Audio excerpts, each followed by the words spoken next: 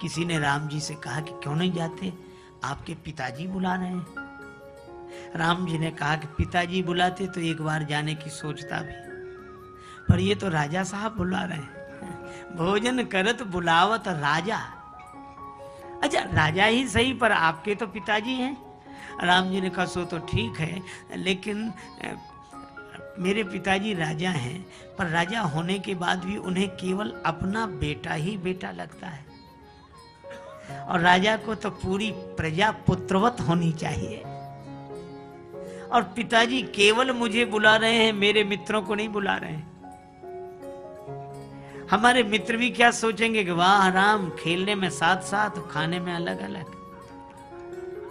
खेल में साथ साथ और खाने में अलग अलग। अरे जिनके साथ खेल में साथ रहो, खाने में भी साथ रहो। हम तो भगवान को सिर पर बिठा लिया, बस सिर पर सीताराम, फिकर फिर क्या करना। और सचमुच जमुना जी बढ़ती जा रही हैं, वसुदेव जी भी बढ़ते जा रहे हैं। भगवान ने सोचा कि ऐसा विश्वास नहीं देखा, तो भगवान ने अपने चरण उतार दिए। और चरण जैसे ही उतारे, जमुना जी ने चरण छुए, रास्ता दे दिया। कितना बढ़िया संकेत है कि विधि निषेधमय कलिमल हरणी, यह जमुना जी कर्म की धारा आपके मार्ग में बाधा बने। आप तो इस कर्म, इन सारे कर्मों को भगवान के चरणों में सौंप दो, रास्ता अपने आप मिल जाएगा। और ये कृपा तो देखो, इसीलिए लगता कि प्रेम का कोई कारण नहीं होता, कोई कारण नहीं। जैसे ही भगवान आगे पहुंचे गोकुल में, तो यशोदा मैया सो रही। ये विलक्षण लीला है कि सोने वाले के पास भगवान पहुंच गए। उस बेचारे को पता ही नहीं है, वह पुकार भी नहीं रहा है, वह साधना भजन भी नहीं कर रहा है, तो सो रहा है। भगवान पहुंच गए और यशोदा जी को सोते देखा। वसुदेव जी ने भगवान को उतार कर यशोदा मैया के पास सुला दिया। एक रात में दो दो जन्म हुए, एक गोकुल में, एक मथुरा में। ये भगवान और भगवान की माया एक साथ जन्म लेते हैं। अज्ञान कब से? जब से ज्ञान। ज्ञान भी अनादि है और अज्ञान भी अनादि है। ये ना समझी हमको अनादिकाल से ही है, और ज्ञान भी अनादिकाल से। लेकिन ज्ञान अनादि है और अनंत है, पर अज्ञान अनादि तो है पर अनंत नहीं है। अब भगवान की माया सो रही। वसुदेव जी ने भगवान को सिर से उतार के नीचे रखा, भगवान की माया को सिर पे रख लिया।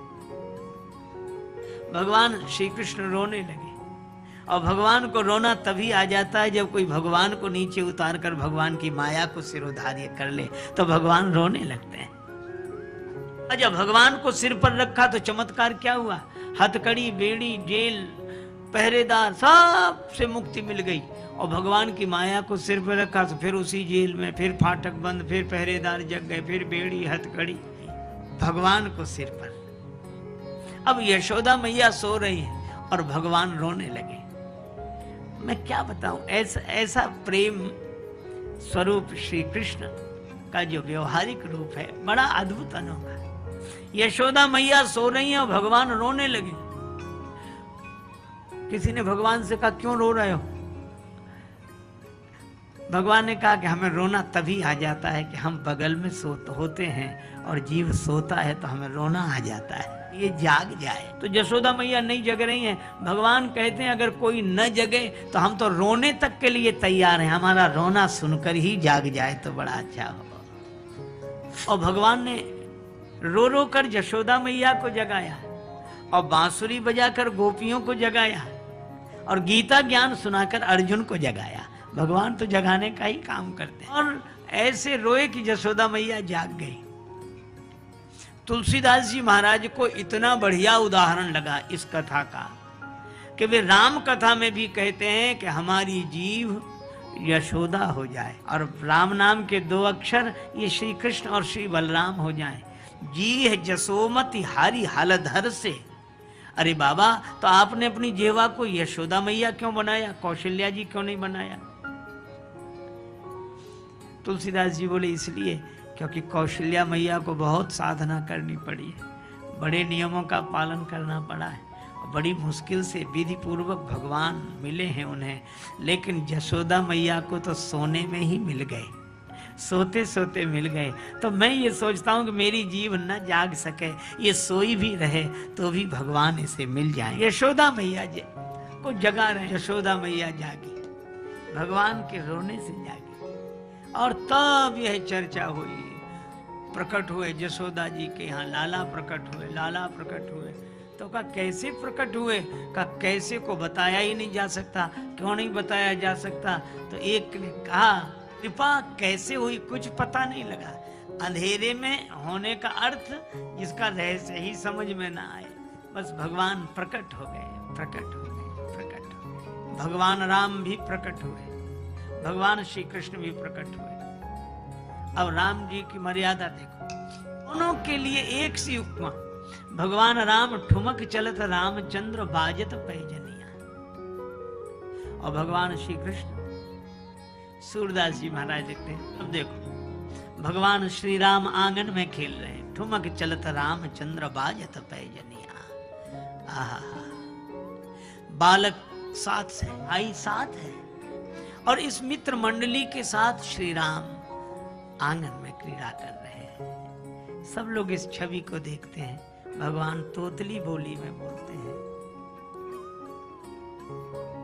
शुरू से ही राम जी का यह सुंदर रूप देखकर सभी आनंदित हैं। दुई दुई दसन दामनी जैसे दम दम दम दम दम के, दुई दुई दसन दामनी जैसे दम दम दम दम दम के, कर कंजन कंचन के कंगना चम चम चम चम चम के, सोहे रुचिरिये मणिमाल कमर कर धनिया, अंगनैया बेहरे राम लला। आंगन में क्रीड़ा कर रहे हैं। आहा, इस छवि को देखकर किसी ने पीली झंगुली भगवान को अर्पण की, किसी ने हीरों का हार, किसी ने रत्न जटित स्वर्ण करधनी, किसी ने पायल माँ कौशल्या को दे दे, लाल जी को पहनाओ, लाल जी को। तुलसीदास जी यह दृश्य देख रहे हैं। तुलसीदास जी ने कहा कि मैं भी कुछ न्यौछावर करना चाहता। भगवान तोतली बोली, बोले बाबा तुम क्या करोगे, बताओ हमें।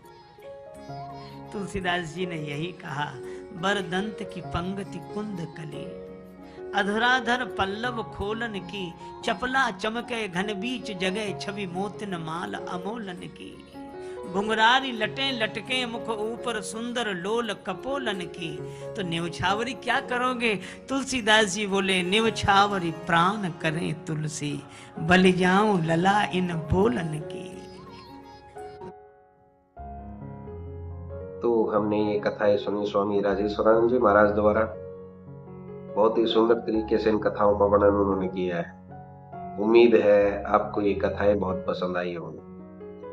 अगर आपको ये कथाएं पसंद आई हैं तो चैनल को सब्सक्राइब कीजिए, वीडियो को लाइक और शेयर कीजिए, ताकि इस तरह की प्रेरक और हास्य कथाएं हम आपके लिए लेकर आते रहें। आपका बहुत बहुत धन्यवाद।